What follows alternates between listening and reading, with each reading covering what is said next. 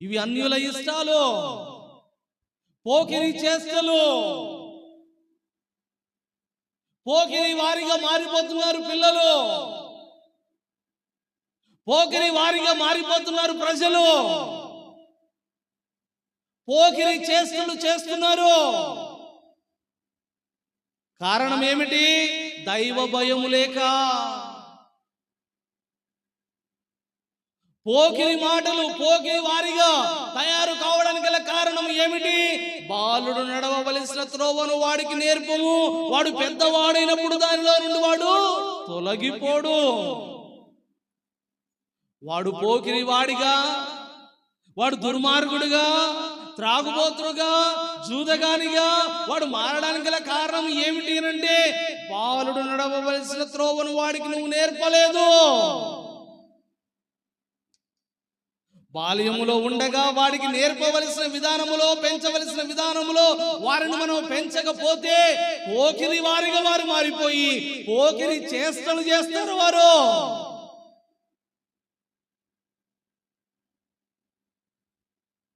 వాడు చేస్తే వాణ్ణి అనరు, వీడు పలనోడి కొడుకు, ఈమె పలనోని కూతురు.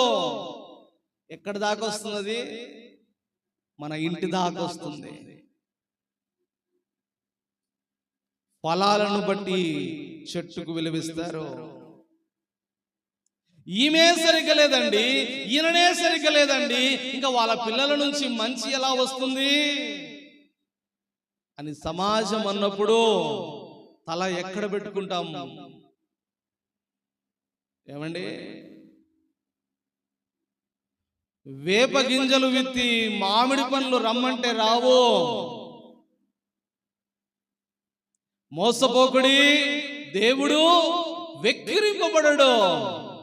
నేను దేవుని మోసం చేస్తున్నానులే, నేనేం చేసిన దేవుడు నన్ను ఏం చేస్తున్నాడులే, నేను ఏం చేసినా వర్కౌట్ అవుతుందిలే, నేను చేయాలనుకున్న దాన్ని చేస్తున్నాను, వెళ్ళాలనుకున్న చోటుకు వెళ్తున్నాను, చేయాలనుకున్న పని చేస్తున్నాను, వస్తున్నాను, దేవుడు నన్ను ఏం చేయగలుగుతున్నాడు అని అనుకుంటున్నావేమో.